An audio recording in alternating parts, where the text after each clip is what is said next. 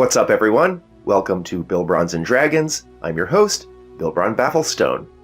So today we're having another battle report for my Molebron DaoLockStone build, which I've been playing on a Westmarch server called the Forged Concordance, which is super awesome. I highly recommend it, so all of the relevant information will be in the video description below. Check it out and we can adventure together. So today's adventure was called Smooth Sailing, and it was run by DM Pars. My first time at Pars' table, I thought he did a fantastic job. Really crisp, really knew the rules, very good battles, overall high marks. And before I get into the play-by-play, I just want to establish a little bit of context here.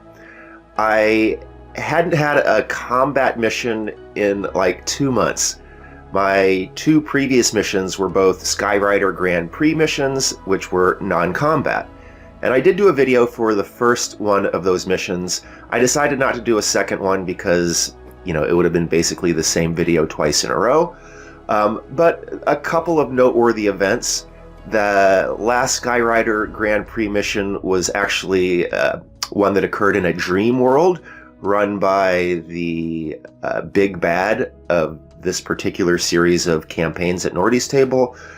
And I won again, set another record, and in the process determined that the world that we were in was an extension of Kieran's will, Kieran being the big bad, and I nailed a 30 intimidation roll and managed to impose my will over the reality itself, which was pretty cool. And I also invented the Kieran Sucks dance, which I and a colleague both performed in the process of doing some of these skill checks to win the battle. So that was pretty fun, and I expect that to come into play in future adventures, because Kieran was pretty mad. But in any case, I was dying for some combat. I mean, race missions and non-combat missions are fun, of course, but killing things is a huge aspect of the fun in Dungeons & Dragons, right?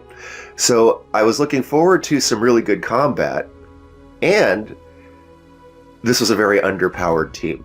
Once again, I assembled a last-minute team, and I was only able to get one punch down. So this is a platinum mission, by the way. My first platinum mission, so the most deadly missions yet. I got one mithril, which is a punch down for it, but all the rest were golds like myself, punching up.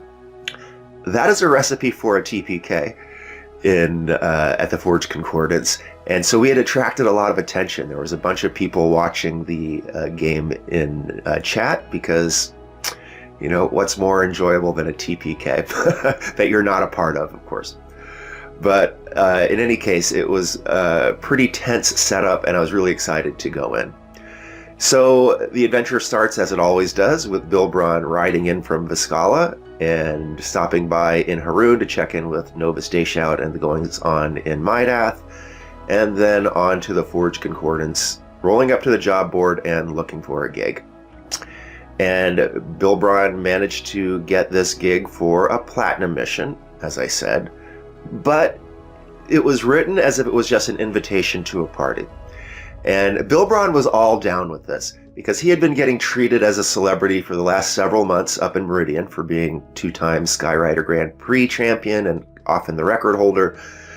And, you know, he was low on funds, which is why he had to come back to get a gig anyway. And the gig seemed to be to go to a party and just be these personas that the nobility can gawk at and talk about and talk to, right? Bring a little excitement into their dreary little lives, and get a payday for it. And this is not unheard of. Bilbron has gotten paydays for attending trivia night and breaking horses on the farm and various other non-combat missions. And while, of course, in a metagaming sense, I, the player, understand that this is just kind of like a setup so that we can fight things, you know, Bilbron's got an intelligence of 8, and, you know, there's a heavy element of want to believe, right? When you come across something that, you know, seems too good to be true, you're like, oh yeah, this totally makes sense. And so it was just fun to lean into the role play of him not really getting it and thinking that this was all a big party, right? So he immediately set about to try and assemble a team to bring to this party, and was delighted to see Caspers muddling about. So Caspers is a sticky-fingered artillerist / wizard, and I consider him an old friend. We've shared several very deadly adventures together. He was present the first time I was ever killed, and was the one who brought me back. I managed to return the favor in a later adventure when Caspers got killed, and I managed to kill the thing that had killed it. But I feel like we're really tight after these bonding adventures, and of course the celebrations and stuff that occurred afterwards off the scene or off the screen. And so was delighted to add Caspers to give him a chance to enjoy this cushy gig.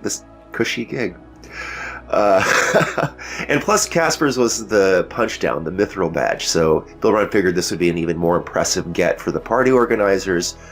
And even though Caspers is a nervous sort and was immediately like, are you sure? Maybe we should definitely get, platinums and maybe more mithrils for a mission like this. I was like, yeah, sure, of course, no problem. But we couldn't find any, and that's why I ended up having to assemble this team of punch-ups. And then I had to be reassuring Caspers, look, this is just a party. Don't worry about it. Wear your best outfit, dude. It's all going to be good. We're going to schmooze. We're going to get a payday.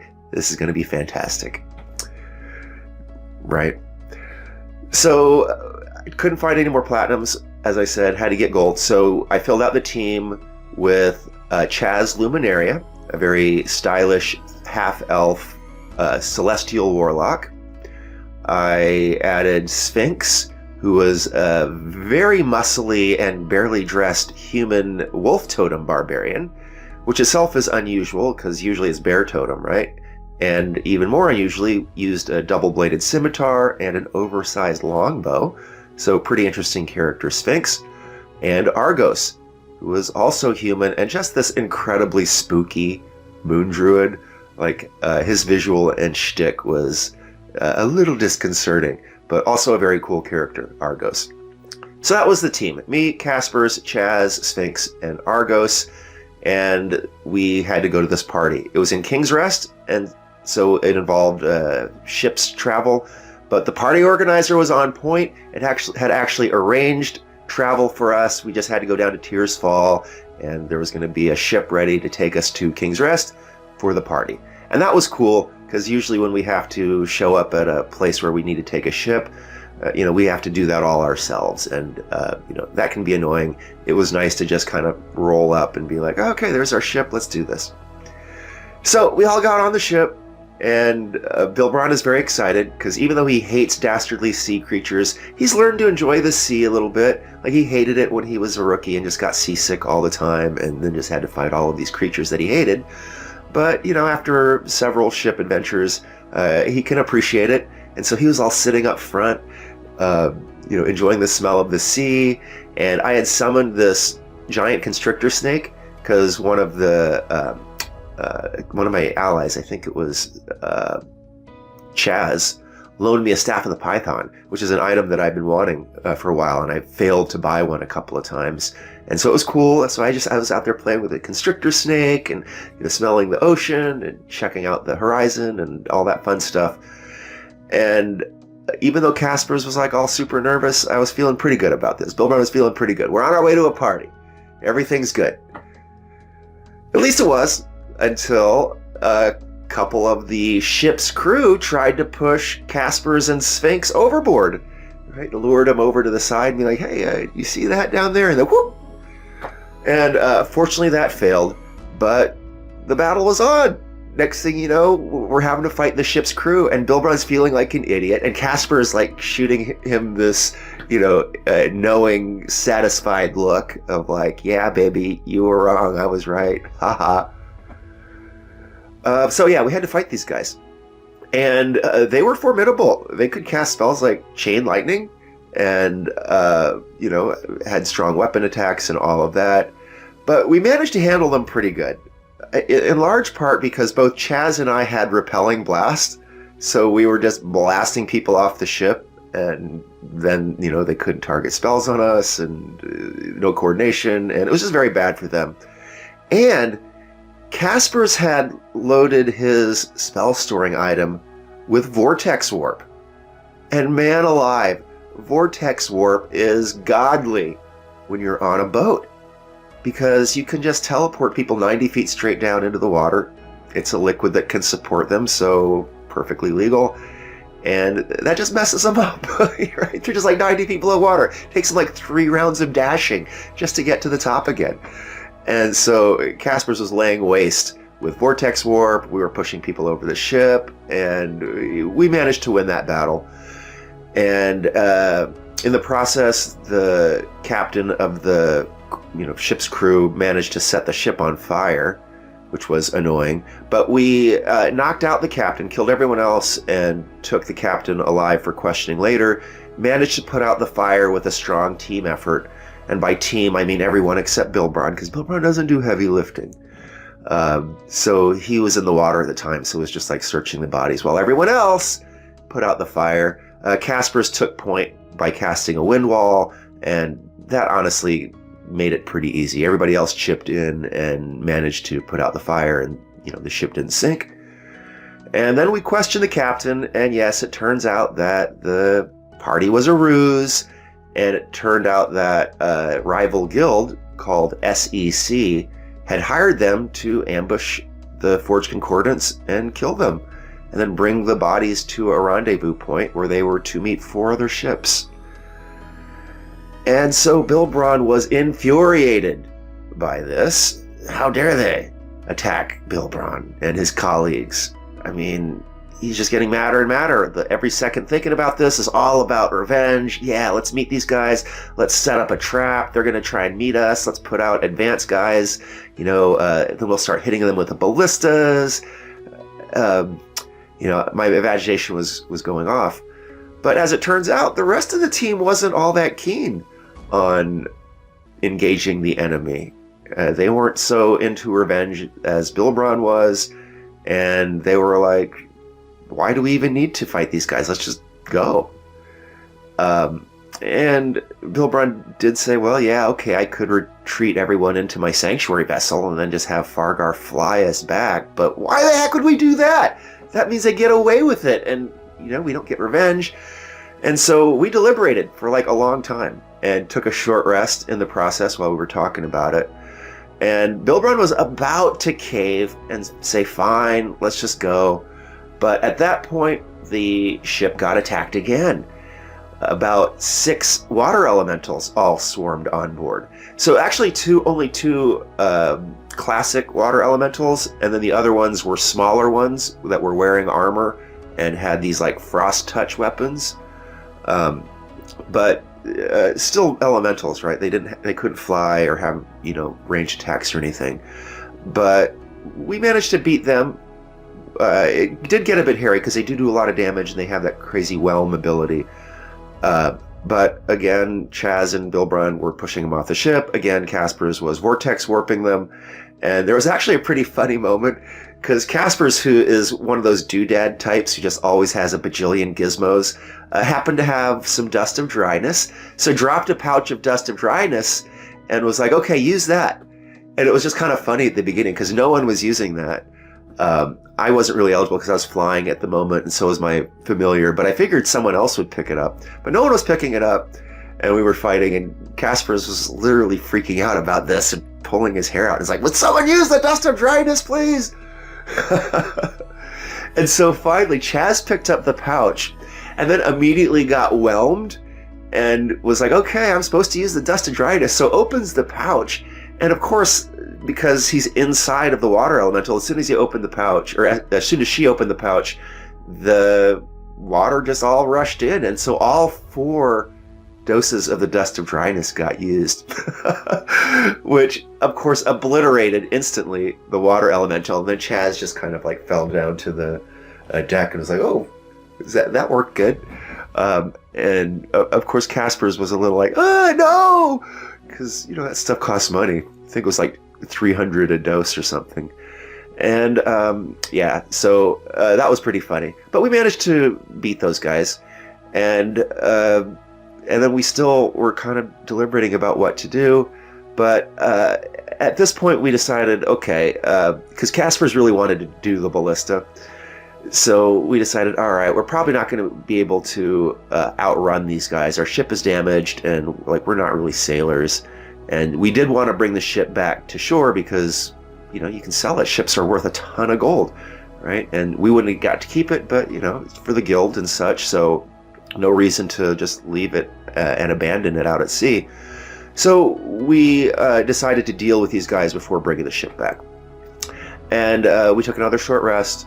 And then the small fleet of enemy ships appeared. There were 4 of them, but one of them was way faster than the others. And that one was really making a beeline for us, obviously trying to engage us. And so Casper's and the rest of the team manned the ballistas and shot at the oncoming enemy ship. And actually, I think got a critical and some really good hits on it. So hold that thing pretty good.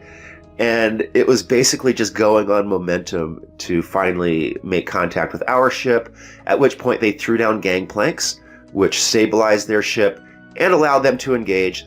So the battle was on. And this was a pretty strong group of casters and warriors and Starspawn Hulk. But fortunately, the Starspawn Hulk was a complete non-factor because Casper's vortex warped it down into the water. And then we were fighting the rest of them. But this battle did not go very well. Chaz got feeble-minded pretty much right away, I think like on the second round. And then the rest of the team basically all got banished. They were upcasting banishment, and we couldn't make our saves. And so next thing you know, it's literally just Bilbron left with a couple of familiars. And so Bilbron was like, oh, eesh, that's not good. So was about to go to his plan Z of summon Greater Demon and throw a Chasme on the field, which would have, probably obliterated these guys.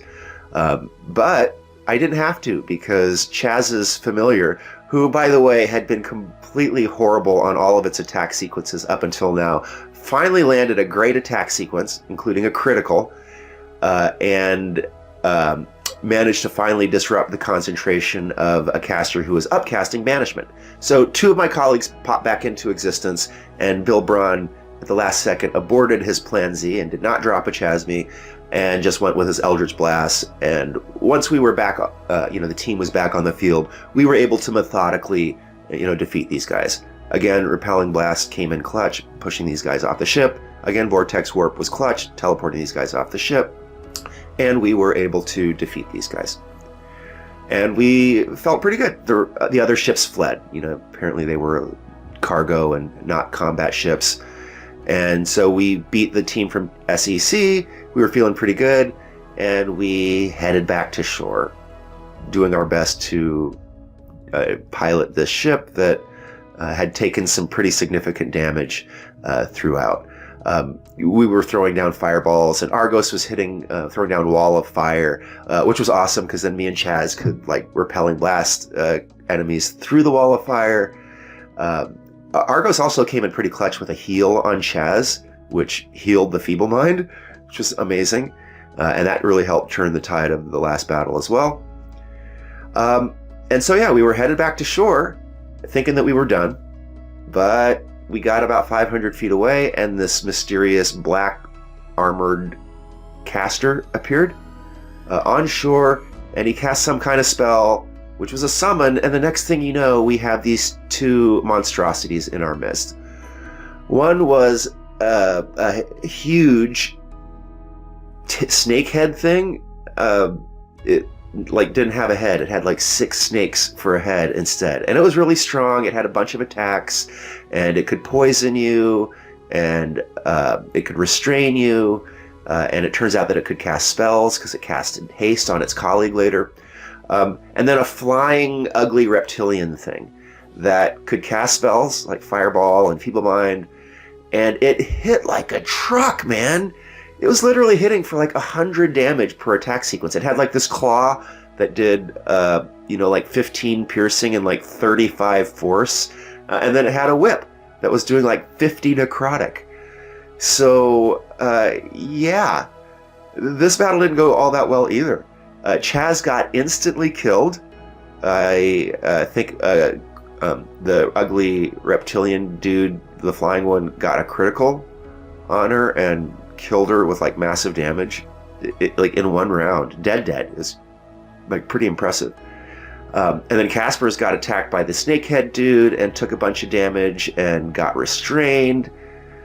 And so Bilbron dimension doored 300 feet to the east, right? Getting into attack position for Eldritch Spear. Did not want to be right next to this thing with like 6 snakes for a head and this reptilian flying thing that was, hitting so hard. And then because it was flying, I didn't want to stay in that vicinity and flying as well, because it would obviously have just come after me. And then Casper's familiar Lavender, who was the one that was handling the spell storing item, teleported Casper's 90 feet to the east as well, getting him out of restrainment and getting him into attack position because, Casper's has spells and stuff. But then unusually, Argos and Sphinx, who I kind of expected to stay on the ship and form like the point of our offense that I would support and Casper's would support with spells. But they figured that we were evacuating, so they also jumped off the ship and started swimming and fighting from the water. Argos had taken water elemental form because he was a moon druid, and it was an interesting battle. The flying reptilian thing chased down Casper's and knocked him down to 0. Fortunately, he was saved by Fargar and Sphinx, who grabbed him and was pulling him underwater and out of danger, and then shooting stuff with his oversized longbow. And then the flying reptilian decided to go after Bilbron. And so the snakehead thing cast haste on the flying reptilian, and then it was able to catch up to me super fast because it was using, so first of all, its movement was doubled, so it had like an 80-foot fly speed, and then it was using its haste action to dash and get 160 feet per round. And so that was enough to get it close to me within 2 rounds. On the first round, it kissed Bilbron with a fireball, which took off about half of his armor of Agathis. Took him from so he had 25 temporary hit points from armor of Agathis. It took him down to 10, so I was at 101 hit points. And then on the second round, it got up close to me and launched an epic attack sequence and hit me for 100 damage. And if you recall, I just said I had 101 hit points. So he knocked me down to 1 hit point. So thank goodness for Armor of Agathis. It totally saved me there. But wasn't good enough. The rest of the team was pouring damage onto Snakehead, trying to disrupt its concentration, which we weren't able to do, but it was whittling down its health. And finally, we managed to kill it. And once it died, the haste ended. The flying reptilian suffered the haste end penalty. And then and it was Bilbron's turn anyway, so he just dimension doored back to the ship. And so now this creature was like 300 feet away, not hasted anymore, and the rest of us were all just, at a ship manning ballistas and launching spells at it. So it literally had no choice but to just slowly fly back to the ship, and we were smashing it with ballistas and spells and oversized arrows the whole time. And finally, it just ate a massive ballista bolt right through the chest and tumbled into the Sea of Tears dead. And so that was it. We finally managed to make it the last 500 feet to shore, scored a pretty decent payday for the guild in, getting this ship and selling it and, donating it. And, the rest of us got our badges for a mission success. And even better, the party, even though it was a ruse, it did invoke the name of a real client. And this client was so embarrassed by this and actually so grateful that we were able to score a good punch against the SEC, who had been giving him problems, that he paid anyway. So we got our badges and we got our rewards for the mission. And Chaz died, but we managed to get her back with Revivify, so no problems there. And so, it was a great adventure. Me and Casper's have another awesome, deadly adventure full of punch-ups to reminisce about when we go out for drinks every now and then. And, made some good friends along the way. and I really appreciated Pars's table, so I look forward to playing at it again. So that's it. Thanks so much for watching. This has been Bilbrons and Dragons. I'm your host, Bilbron DaoLockStone. See you next time.